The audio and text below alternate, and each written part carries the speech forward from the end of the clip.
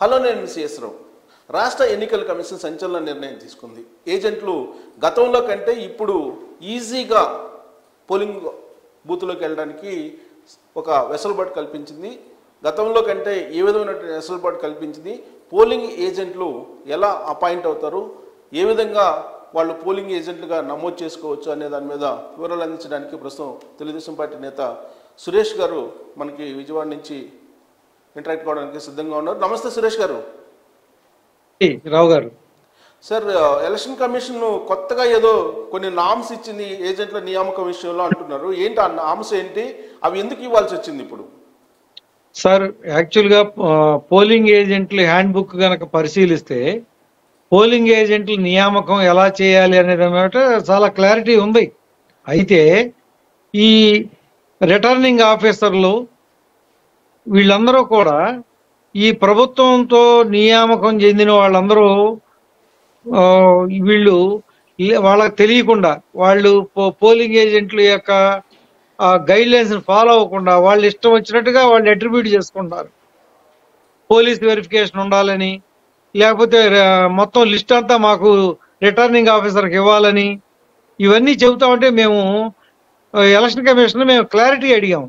Sir, యాక్చువల్గా polling agent నియామకం candidate కానీ వాళ్ళ యొక్క చీఫ్ ఎలక్షన్ ఏజెంట్ కానీ ఫామ్ ఫిల్ చేసి అది మేము డైరెక్ట్గా ప్రిసైడింగ్ ఆఫీసర్కి ఇస్తాము.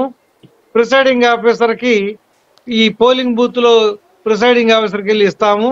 వాళ్ళు ఒకటి యాక్సెప్ట్ చేస్తారు, మేము అక్కడ పోలింగ్ ఏజెంట్ కూర్చోవడానికి అవకాశం ఇస్తారు అని చెప్పితే. కానీ ఇప్పుడు వాళ్ళందరూ దే ఆర్ ఇన్సిస్టింగ్ అండి, పోలీస్ వెరిఫికేషన్ కావాలంటున్నారు, మిస్లీడ్ చేస్తున్నారు.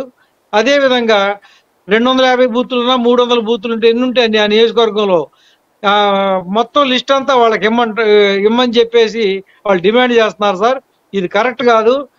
మేము దాదాపు ఇప్పుడు 10 ఎలక్షన్లు చేశాము, పోలింగ్ ఏజెంట్గా కూడా మేము కూర్చున్నాము, ఇది ఎక్కడ వినలేదండి అని అంటే మేము ఎలక్షన్ కమిషన్ మీకు క్లారిటీ కావాలి సార్, పోలీసులు కూడా బెదిరిస్తున్నారు, కింద స్థాయిలో తప్పుదోవ పట్టిస్తున్నారు అని చెప్పామండి, అడిగామండి.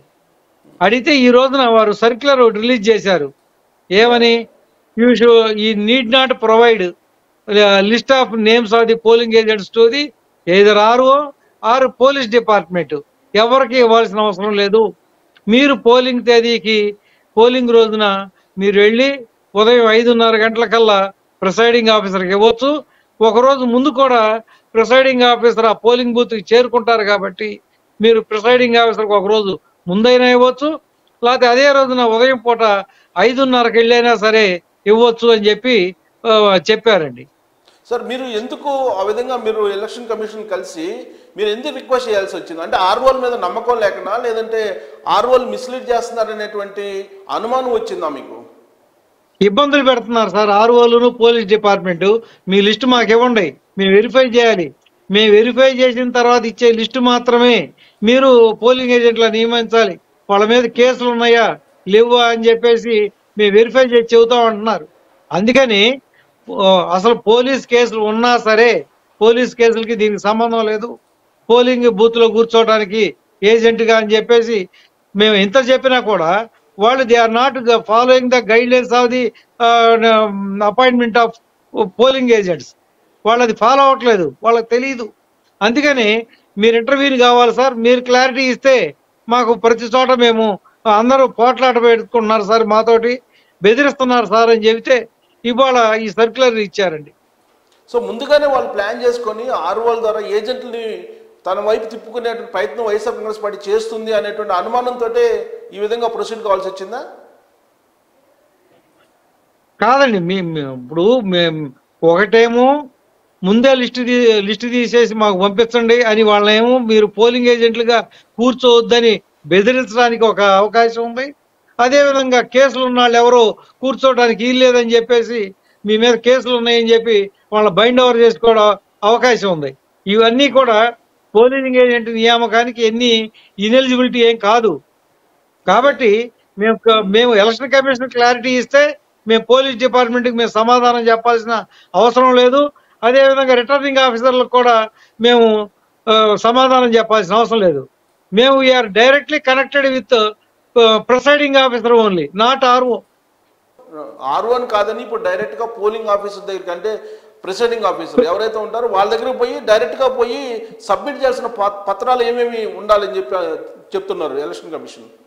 ఏమండి, పోలింగ్ ఏజెంట్ నియామకానికి క్యాండిడేట్ కానీ పోలింగ్ చీఫ్ ఎలక్షన్ ఏజెంట్ కానీ ఆ క్యాండిడేట్కి ఉన్నటువంటి చీఫ్ ఎలక్షన్ ఏజెంట్ కానీ సంతకం చేసి వీళ్ళ వివరాలన్నీ పూర్తి చేసి వీళ్ళ స్పెసిమెన్ సిగ్నేచర్ తీసుకుని సబ్మిట్ చేసేస్తాం.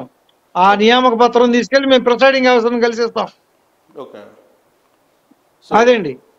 గతంలో కూడా ఇలా సిస్టమ్ ఉండేది సార్, ఓన్లీ గతంలో ఆర్ఓలు తర్వాత నేను 1985 నుంచి 1983 అసెంబ్లీ ఎలక్షన్ నుంచి మేము చూస్తున్నాం సార్. ఎప్పుడూ లేదు ఇటువంటి. ఈ ప్రభుత్వం వచ్చిన తర్వాతే లేనిపోయిన ఇబ్బందులు, ఈ ప్రభుత్వం ఎలా ఇన్ఫ్లుయెన్స్ చేయాలి, పోలింగ్ ఏజెంట్లో కూర్చునే వాళ్ళని ఎలా బెదిరించాలి అనేటువంటి ఒక దురుద్దేశంతో ఇవన్నీ కూడా ఆర్ఓలతో పోలీస్ డిపార్ట్మెంట్తో చెప్పిస్తున్నారు. ఇంకోటి కూడా, పోలింగ్ ఏజెంట్గా ఆ బూత్లో ఓటర్ అయి ఉండాలి. ఒకవేళ లభ్యం కాకపోతే ఆ ఊర్లో ఉన్నటువంటి ఏ పోలింగ్ బూత్లో ఓటర్ అయినా కూర్చోవచ్చు, లేకపోతే ఆ నియోజకవర్గంలో ఓటర్ అయి ఉండాలి.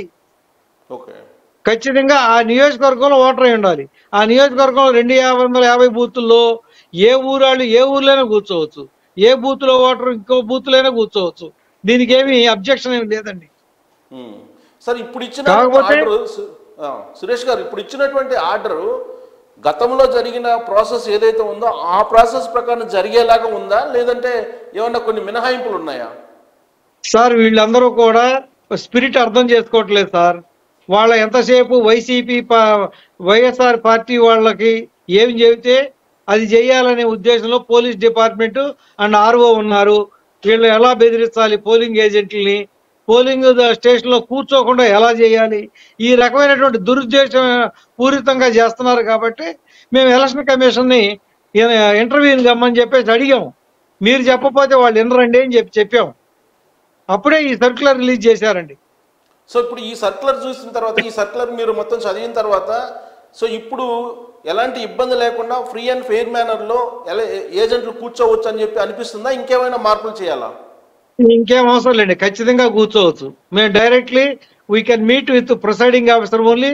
We have to submit our appointment letter and we can sit and follow the procedure of the polling day. Okay, so ఇప్పుడు సమస్య పరిష్కారం అయినట్టేనా? మీకు అయినట్టేనండి. అసలు సమస్య లేదండి. లేని సమస్యని వైఎస్ఆర్ పార్టీ వాళ్ళకి వాళ్ళు ఏం చెబుతున్నారో అది మాట్లాడుతున్నారు. ఓకే, రిటర్నింగ్ ఆఫీసర్లు కానీ పోలీస్ డిపార్ట్మెంట్ కానీ ఇంకా వీళ్ళు ఆ మాన్యాలోంచి బయటికి రాలా.